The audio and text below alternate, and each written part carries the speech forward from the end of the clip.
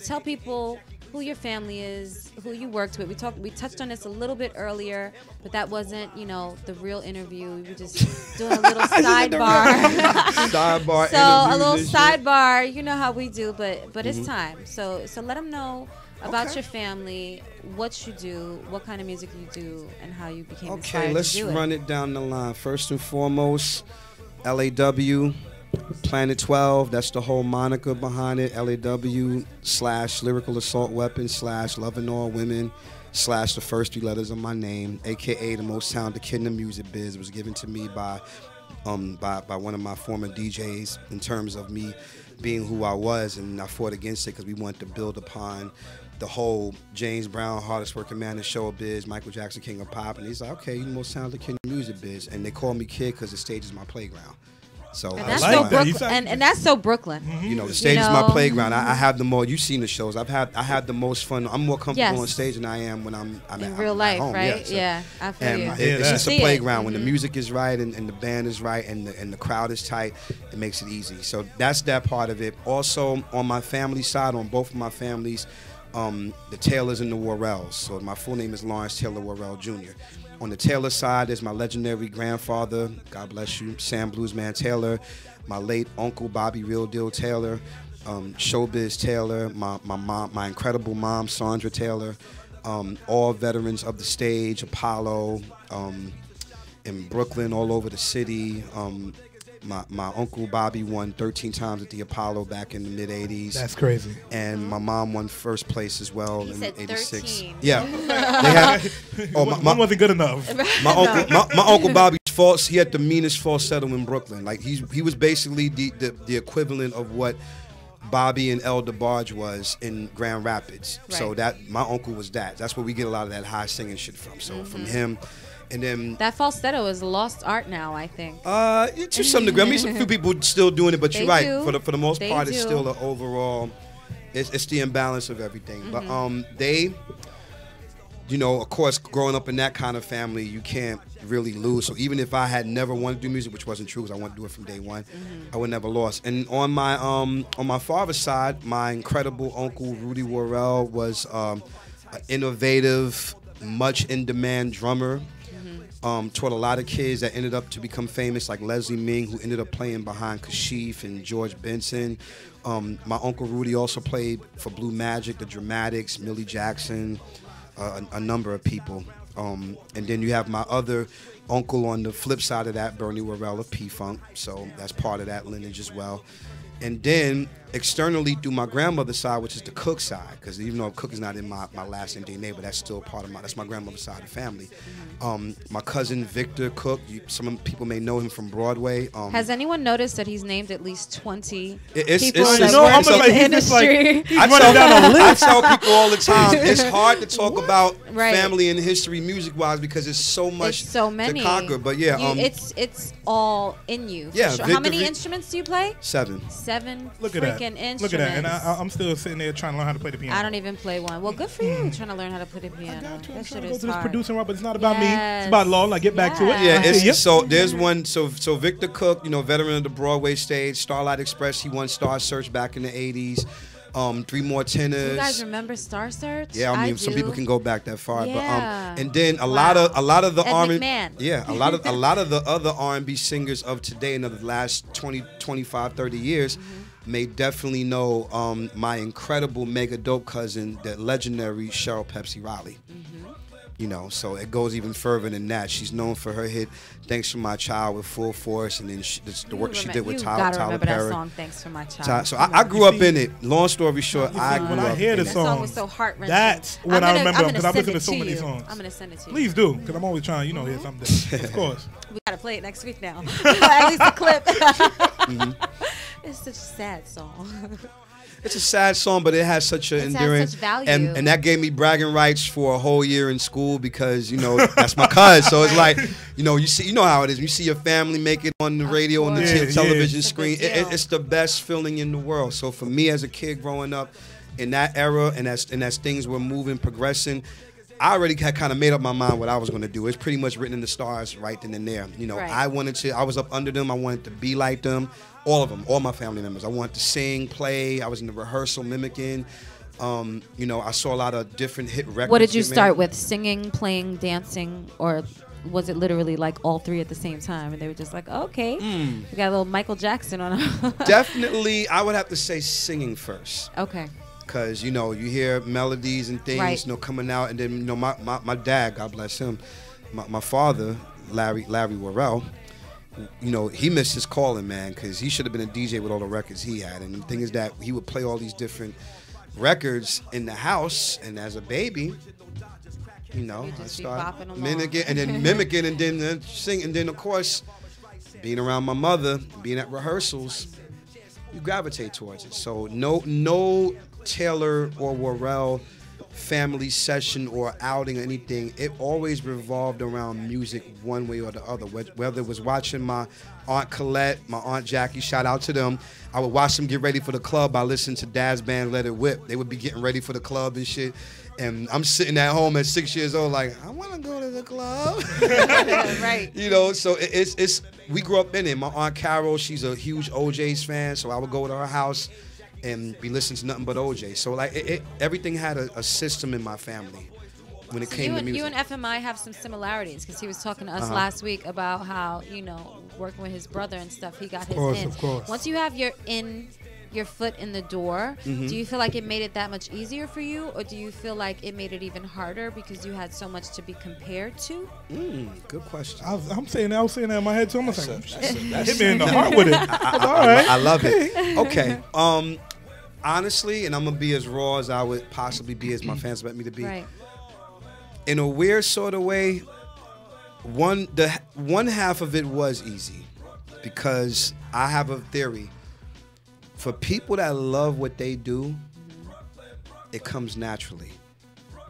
And if there's an excitement there, and you knew you killing shit, like Michael Jackson had that. Like, if you notice, even though the movie was what it was, Michael was that sure of himself even as a kid. So agree. he saw his brothers singing. I want to sing. It's like, you're too little. You're too little. And then until he sang in the talent show, they was like, oh shit, he needs to Michael, be lead. Hey, you need to be in the lead. You feel me? So the thing is that it's that part of it was easy for me in terms of presenting it, being who I was. I put the work in to do it.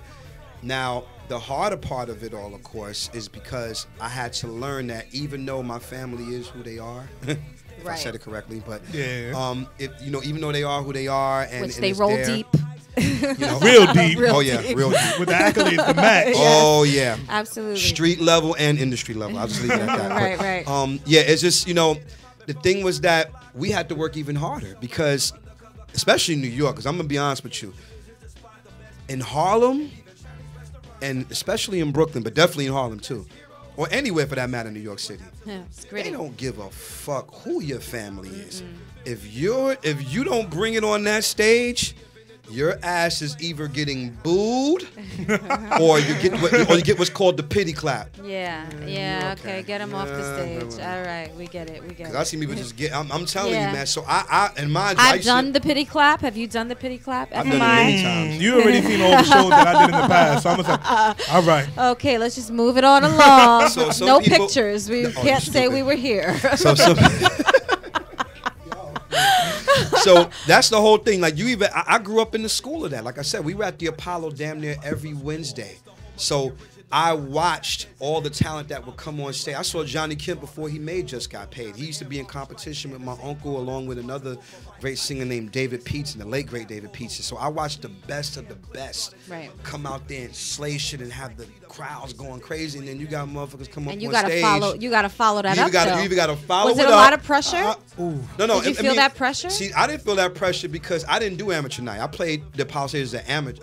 as a professional. So I didn't do amateur night. You ain't have to compete. I already have my feet there. Check me out. No. Truth be told, the reason why I didn't, because I was already doing all of the talent shows in Brooklyn and around the city. Right. So I was making my pay and I was getting paid too, because a lot of Apollo, you didn't get paid. And so unless you got to the top competition, like they had the top dog and the super dog, that's when you got a little bit of money in your pocket. I didn't even know you got paid at all. Listen, I thought they were just doing it for the cash prize. I mean, no, you go in there.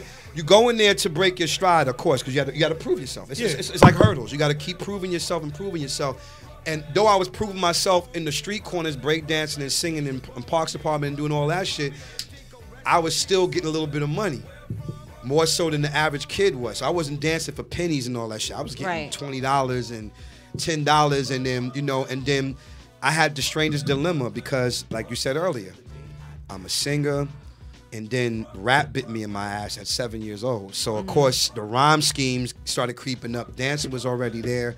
And all those things played a part in my development. So in addition to having a family who's somewhat famous, I just had to work. It still was work, no matter what, because they didn't care. Oh, that's Sandra's son? Yeah, they say that, and it's like, oh, it's cute. But if I would have hit like a bad note, or if that shit was raggedy, it would have changed. It would have been like, ooh, that's Sandra's son. That's Sandra's son, right? Yeah. Look at Sandra's son. Ooh, look at him. Let me tell Sandra what son is out here. He's making too much noise out here now. He lower his voice. Yeah, and that's real. So I thank the Lord that for the 99.9% of the time, and I'm proud to say this at this stage in the game, I've never ever been booed off stage. I've never gotten a pity clap. May have been a little bit lower than usual, but I've never gotten that. Oh, I wish. So I'm proud of myself. Well, that's one thing. You have a lot of energy on stage. You really do. I think it would be hard to do like a pity clap, because that's what you usually get from someone that doesn't really own that stage. People that just parade around it, not interacting with the crowd at all. Interacting. Yeah. What's important for you, FMI, when you watch a performer? Well, if I'm watching, it depends on the act. You know what I mean? If some people are more passionate with their singing and they're not gonna move as much, but their voice will deliver. Yes. Then you have the other ones that said, you know what, my voice ain't all that. But don't you think even with their voice, they still have to deliver a powerful presence? Some of them do. They're just sitting there weak and they got that powerful voice. It's still like, oh, okay. Some of them do. It's just with their voice, people just are captured by it. Then you have the other one that will sit there and just keep moving on the stage. They know their voice ain't everything, right? But they just gonna compensate somewhere else. Yeah, I ain't gonna mention no names, but that was one of the biggest. We talk about this all the time. My big bro Martinez just joined us live, and he'll tell. I'm not gonna shout out Martin. Martin, that's one of my teachers, man. That's my big bro. We were in my aunt's band together. We were in the Eternity band. That's my aunt and my uncle's band for almost 5-6 years, even a little bit more than that. And I aunt my skills, and I had the best of both worlds because, of course, I'm from gospel. So the singing part was easy for me. But then, I discovered 3 entities that would totally upgrade what I was doing as a church kid, which is basically, it came in the form of Michael Jackson, Prince, James Brown, and of course, my big bros, my number one idols, New Edition. And New Edition, more importantly, you talk about them all the time. Yeah, because I had to, because the thing about New Edition is that these were 5 black nappy-headed kids that looked just like me. Right. And they were doing the same shit I was doing. Right. Singing, rapping, dancing, breaking. Even though they were from Boston, but the thing was that they looked like us. Right. Because that's what we was all about. It was all about, be like that part. The funny thing is that I could watch the Candy Girl video now and never get tired of it, because it reminds me so much of me, my brothers, and my cousins, because that's how we were. On an average day, kicking it outside with our friends and having fun and playing normal kid games. But then when we came to music, we liked to freestyle with each other and dance. And then I would take all that energy into church on Sunday. So when I got called to do, I would go from literally singing the whinings. And the cool thing about my Uncle David being a great minister is that, he wasn't those bondage, preachy type of ministers. He was the one that would let us sing the whinings all day in church. And then as soon as we get to the house, hey, Lord, where that Temptations record at? Like, he literally, we had 2 different Let's people. Slow it down. We had to balance, because that's the thing. We didn't grow up in the thing of that we did not, a lot of my friends did, but I didn't grow up with that. Well, I think you had a very different, I do want to ask you one more question that I definitely want to give the floor to FMI, because I know he's got some questions for you as well. I have a lot. Have you ever had what we normal peons would refer to as a normal job? Have you ever held a normal job? Yes, a real job? Absolutely. Tell us about that Absolutely. job. What did you do? I am proud to say my very first job was courtesy of my incredible aunt, Dayon Sparks. We can't talk about like when you were 14 and stuff. Well, I mean, no. Sweeping the floor, washing the dishes. No. We ain't talking about that. No, listen, this is not, that's what I'm trying to tell you. All right. The incredible part about this job is that I was a school teacher for 13 years, What? even as things were starting to happen. Now, Holy of course, shit. when I first, I did not know that. Now, when Me I first, neither. I know a lot of people don't see that. But I did not see most that of my coming. students don't know that. But when I first started, of course, of course, when we first started, because remember, we built the school ourselves. Like, we had to put up sheetrock. Wow. We had to mop floors. We had to babysit and watch over the place. It was right on Nostrand and Dean. This is back in the day.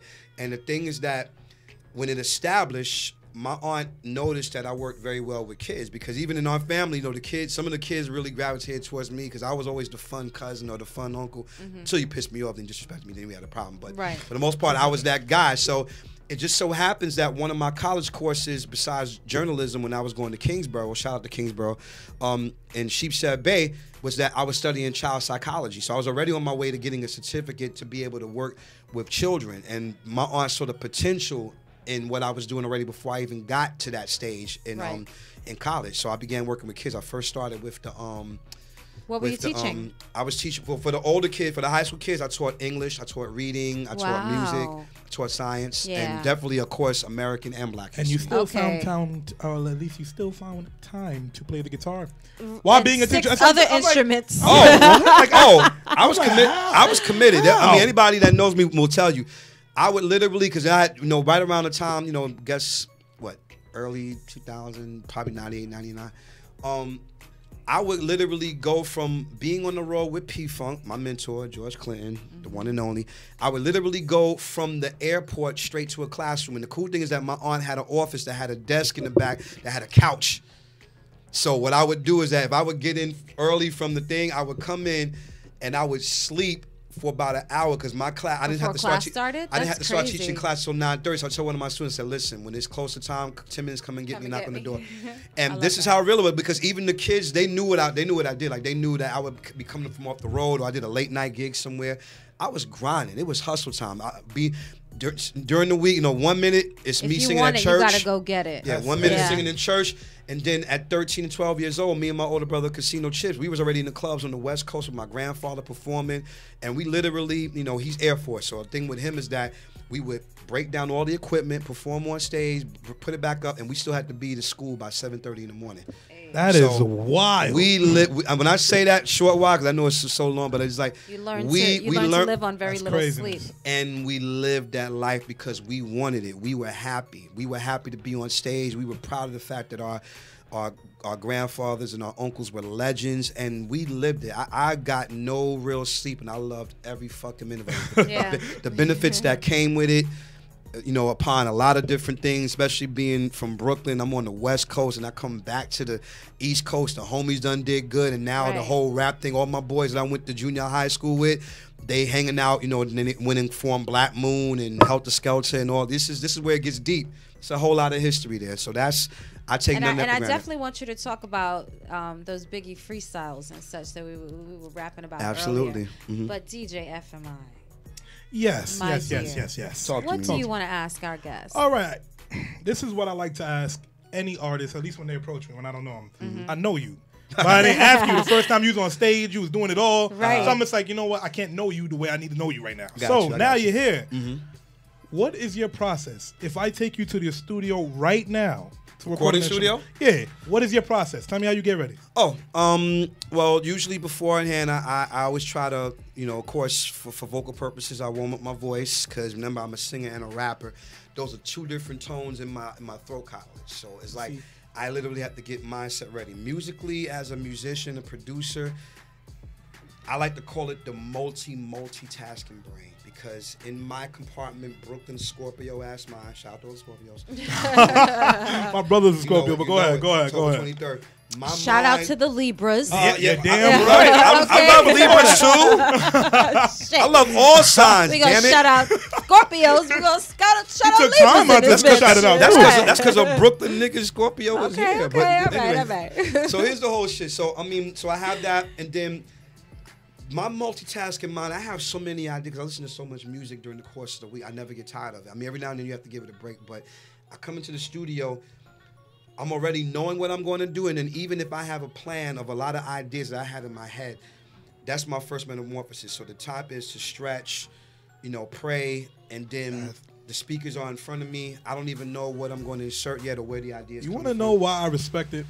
Because most artists nowadays, at least hip-hop artists, the way they get ready is, they're going to get a blunt, and then they're going to grab a cup of lean, and then they're going to drink it and sit there and just mumble a little bit. Right. Now, I ain't going to knock anybody's hustle. They can mumble all they want. Right. You know what? If you need your little purple lean, just do Some people need that shit. Just yell in the mic. Yeah, and then you'll figure it out, I don't smoke, so it don't work for me. And the thing for me is that I don't, clean lungs, clear air, you got to be able to deal it and make this. We do. We have a caller. Okay. Who's calling in? I'm ready to know right now. They're going to mess up our conversation. This would be very interesting. Come in.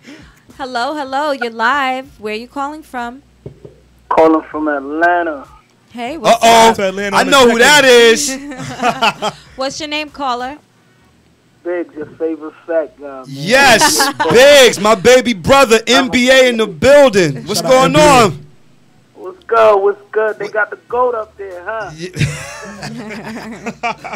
Oh man, that's when y'all get a chance, I gotta have him on the show too, man. His movement is crazy right now. Definitely. We do a lot of great shows together around New York City on the corporate gig level for Element, and that's my guy, man. Like we had some of my best moments on stage and some of the wildest road trips ever is with that nigga right there, man. That's my guy, man. Salute.